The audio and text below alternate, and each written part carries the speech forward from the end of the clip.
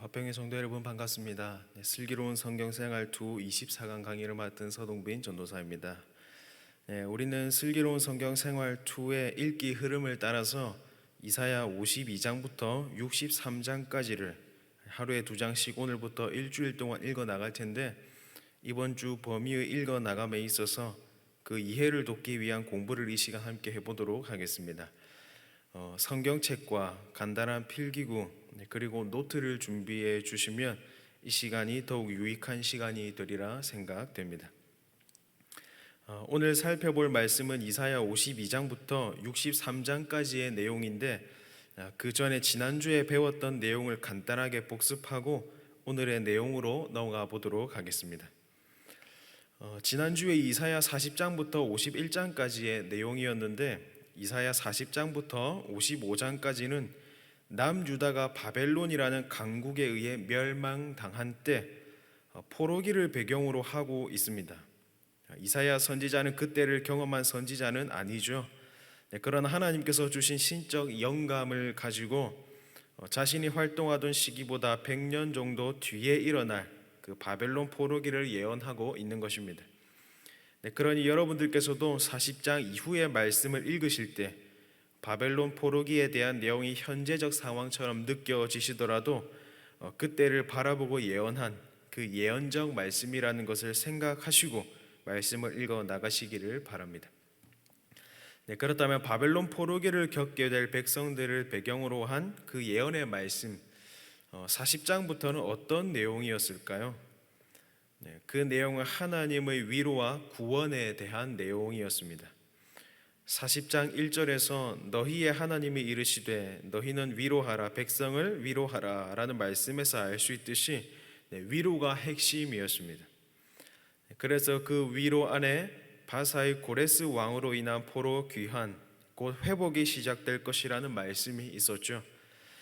그러나 가장 중요한 것은 고레스 왕은 일시적인 상황을 위한 구원자였지 영원한 참 구원자는 아니라는 것이고, 참 구원자는 바로 신실한 종, 여호와의 종 메시아라는 사실이 지난주 내용에 담겨 있었습니다.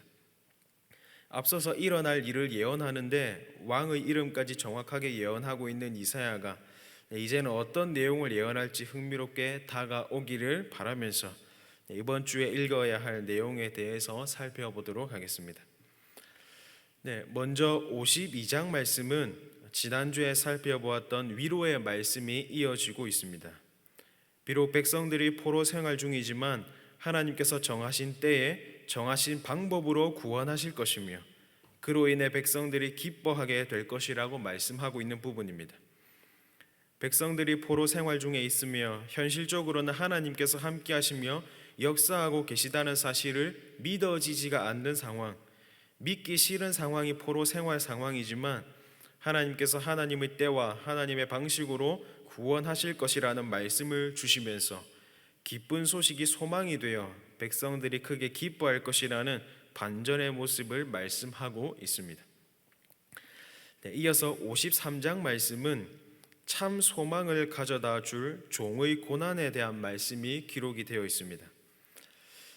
앞에서 반전을 가져다 주었던 소식은 포로 생활 속에서의 구원, 현 상황 속에서의 위로에 크게 집중되어 있는 것 같지만 하나님께서는 계속해서 현 상황 속에서의 구원뿐만 아니라 오실 메시아로 말미암아 참된 소망을 가져다 줄 것을 함께 말씀하고 있습니다. 그런데 백성들에게 소망을 가져다 줄 메시아의 모습은 이와 같이 묘사되어 있습니다. 이사야 53장 4절에서 6절 말씀인데요, 이렇게 기록합니다. 그는 실로 우리의 질고를 지고 우리의 슬픔을 당하였거늘 우리는 생각하기를 그는 징벌을 받아 하나님께 맞으며 고난을 당한다 하였노라. 그가 찔림은 우리의 허물 때문이요 그가 상함은 우리의 죄악 때문이라. 그가 징계를 받음으로 우리는 평화를 누리고 그가 채찍에 맞음으로 우리는 나음을 받았도다. 우리는 다 양 같아서 그릇 행하여 각기 제 길로 갔거늘 여호와께서는 우리 모두의 죄악을 그에게 담당시키셨도다. 성도 여러분, 오실 메시아는 분명히 소망이며 기쁜 소식입니다. 그 소망을 가져다 줄 메시아는 정말로 기쁜 소식이고 소망인데 그 메시아는 왜 고난을 받는 모습으로 예언이 되었을까요? 그것은 53장 10절에서 그 의도를 파악할 수 있습니다. 10절 말씀을 보면 또한 이렇게 말씀하고 있는데요. 여호와께서 그에게 상함을 받게 하시기를 원하사 질고를 당하게 하셨은즉 그의 영혼을 속건제물로 드리기에 이르면 그가 씨를 보게 되며 그의 날은 길 것이요 또 그의 손으로 여호와께서 기뻐하시는 뜻을 성취하리로다. 여기서 보면 이사야는 여호와의 종 그 메시아의 고난을 무엇에 비유하고 있냐면 구약에 잘 나와 있는 속건제에 비유하고 있습니다. 구약에서 속건제는 어떤 제사입니까? 이 속건제가 어떤 제사인가 하면 흠 없는 순양이 제물로 바쳐지며 하나님과 이웃을 향해 지은 모든 죄를 해결하는 제사가 바로 속건제입니다. 죄로 말미암아 생기는 결과에 대한 모든 죄값을 치르는 의미가 담겨 있는 것이 바로 속건제라고 하는 것입니다. 그러니 여호와의 종이 이러한 고난을 받는 모습으로 묘사된 이유가 무엇입니까? 바벨론 포로 생활의 원인이 되었던 그 백성들의 죄가 해결될 것이며 더 나아가서 그들의 모든 죄의 문제를 해결하시고 구원을 허락하실 바로 예수 그리스도의 사역, 곧 복음의 의미가 담긴 예언이기 때문에 소망과 기쁨을 가져다 줄 메시아에 대한 예언은 고난의 모습일 수밖에 없는 것입니다. 이러한 내용을 기억하시면서 53장 말씀을 읽으시면 좋겠고요. 이어서 54장과 55장으로 넘어가 볼 텐데 이 두 장은 구원의 선포와 그 구원에 참여하라는 말씀의 내용입니다. 우리가 방금 살펴보았던 53장을 통해서 택하신 백성들을 위해 여호와의 종이 고난받을 것을 말씀하셨고 이제는 그 고난으로 인한 효과에 대해서 먼저 말씀하고 있는데 그 효과는 포로 생활에서의 구원과 동시에 앞으로 백성들을 괴롭게 할 모든 적들을 쓸모없는 존재가 될 것이다, 그렇게 만들 것이다 라고 하는 말씀입니다. 뿐만 아니라 영원한 죄의 문제를 해결해 주시는 메시아의 사역으로 말미암아 얻게 될 구원도 함께 말씀하고 있는 것인데 이것은 곧 택함 받은 백성들, 즉 교회를 지키시는 하나님의 자비와 은혜에 대한 예언이라고 할 수 있습니다. 포로 생활하는 백성들은 곧 하나님께 택함 받아 예수 그리스도로 말미암아 구원받은 모든 백성들의 모습을 대표적으로 보여주고 있는 공동체입니다. 그런데 그들을 보호하시는 하나님의 약속이 선포되어 있는 것이 바로 본문의 말씀이며 또한 그렇기 때문에 동시에 교회를 향한 하나님의 약속이 54장과 55장 말씀에 선포되고 있는 것입니다. 그리고 그렇게 선포하고 그치는 것이 아니라 그 구원에 이제는 참여하라고 말씀하십니다. 55장 1절에서 3절까지의 말씀을 보면 이렇게 말씀합니다. 오호라 너희 모든 목마른 자들아 물로 나아오라. 돈 없는 자도 오라. 너희는 와서 사 먹되 돈 없이 값없이 와서 포도주와 젖을 사라. 너희가 어찌하여 양식이 아닌 것을 위하여 은을 달아주며 배부르게 하지 못할 것을 위하여 수고하느냐. 내게 듣고 들을지어다. 그리하면 너희가 좋은 것을 먹을 것이며 너희 자신들이 기름진 것으로 즐거움을 얻으리라. 너희는 귀를 기울이고 내게로 나와 들으라. 그리하면 너희의 영혼이 살리라. 내가 너희를 위하여 영원한 언약을 맺으리니 곧 다윗에게 허락한 확실한 은혜이니라. 구원에 참여하라는 이 말씀을 보면 구원의 자리가 어떻게 묘사되어 있습니까? 배부르게 먹고 마시는 잔치처럼 묘사를 해주고 있습니다. 그리고 그 잔치에 참여하게 되면 무엇을 얻게 된다고 또한 말씀합니까?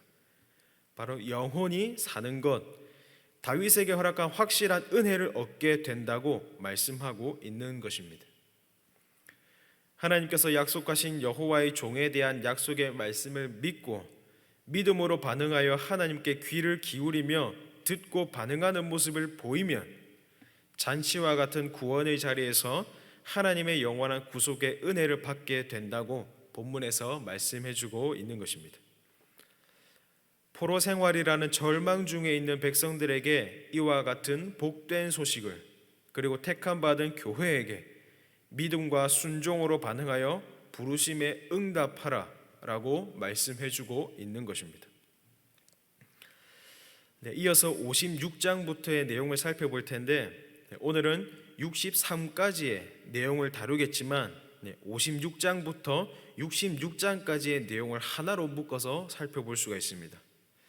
그 내용은 어떤 내용이냐면, 바벨론 포로기가 끝난 이후의 모습과 함께 여호와의 종을 통해 세워질 새하늘과 새 땅에 관한 내용을 다루고 있습니다. 그 내용에 대해서는 장별로 어떻게 말씀하고 있는지 한번 살펴보도록 하겠습니다. 먼저 56장 말씀은 택함 받은 자들의 의무와 이방인들에게도 약속된 축복에 관한 말씀입니다.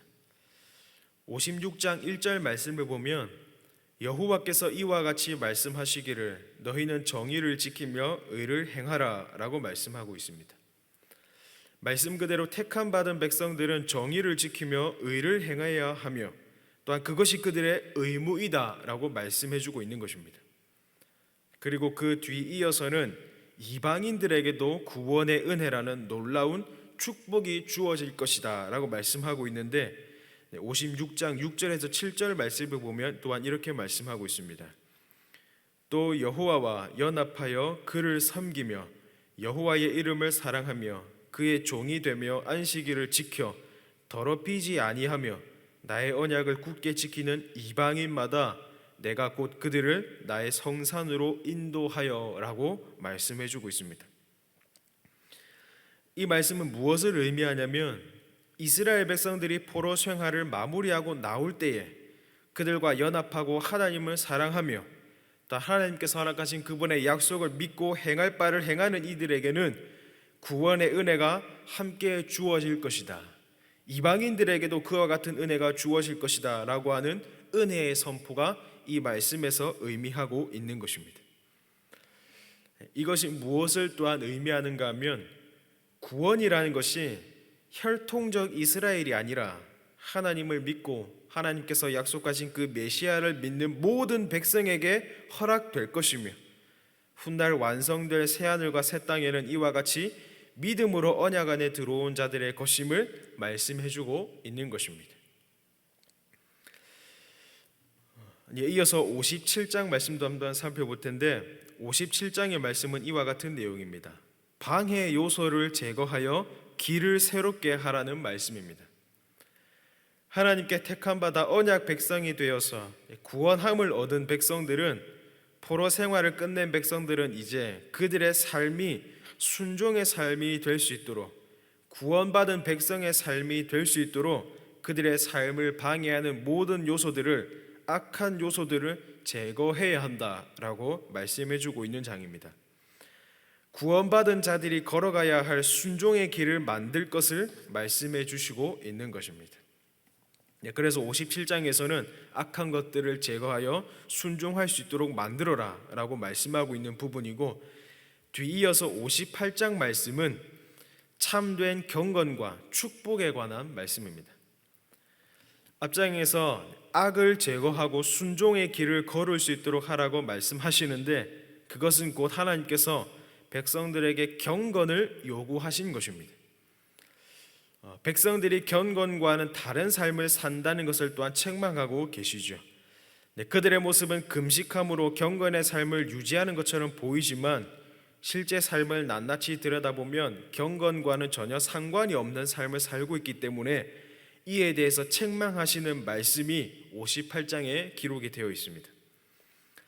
그러나 그럼에도 그들이 다시 하나님께 회개하며 참 경건의 삶을 추구하며 산다면 그들을 축복하실 것을 또한 말씀해주고 있는 것이 바로 58장 말씀입니다. 이어서 59장 말씀은 악에 대한 고발과 의인의 기도에 관한 말씀입니다.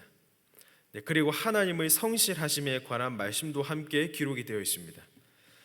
앞선 58장에서도 볼 수 있듯이 백성들은 죄악된 모습을 지속하고 있습니다. 그런데 그 모습을 고발하는 내용의 말씀이 기록되어 있는데 거기서 그치지 않고 백성들은 그들의 악함을 자백하게 되고 이후에 그 기도를 들으신 하나님께서는 백성들과 맺으신 언약을 잊지 않으시고 언약에 대한 신실하심과 성실하심을 변함없이 베푸시겠다고 말씀하고 계신 것입니다.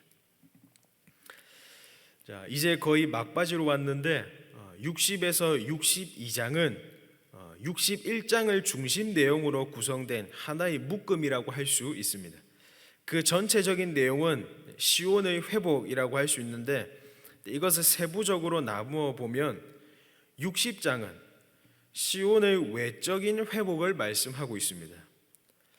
포로된 백성들이 이제는 의로운 백성이 될 것이며 그들에게 땅을 허락하시며 축복을 허락하시겠다는 말씀이 60장에 기록이 되어 있습니다. 그리고 61장을 건너뛰어서 62장 말씀은 시온의 내적 회복에 대해서 말씀하고 있습니다. 외적으로 보았을 때 백성들도 땅도 회복되었는데 이제는 내적으로 영적으로 온전히 회복될 것을 말씀해 주시는 것이 바로 62장입니다. 상황적인 구원이 아니라 영적인 구원에 대해서 말씀해 주시고 있는 것입니다. 자, 그렇다면 이렇게 양옆에 60장과 62장에서 외적, 내적 회복을 말씀하고 있는 그 중간에 위치한 61장은 어떤 내용을 담고 있을까요? 그것은 시온의 회복에서 절정에 관한 내용입니다. 바로 여호와의 종의 권능, 여호와의 종에 있는 그 권능 있는 선포에 관한 말씀입니다.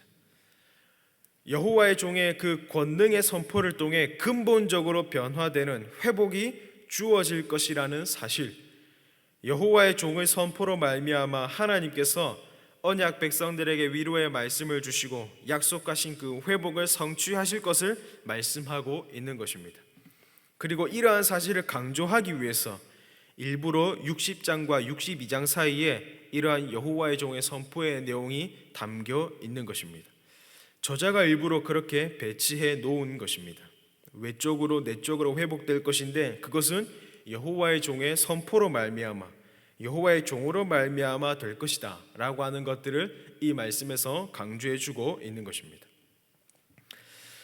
마지막으로 63장 말씀은 이러한 일들을 행하시는 여호와의 종의 능력과 그분으로 인해 건설될 새 나라를 예표해 주고 있는 말씀입니다. 말씀을 보면 에돔에서 돌아오는 한 사람을 이사야가 만나는 장면과 또한 그분은 스스로 원수를 갚으며 구속하시는 분이심을 말씀하는 것을 통해 여호와의 종임을 우리는 알 수가 있습니다.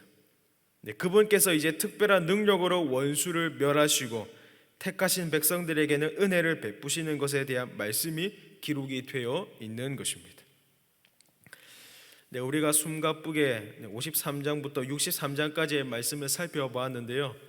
그 내용의 핵심은 무엇입니까?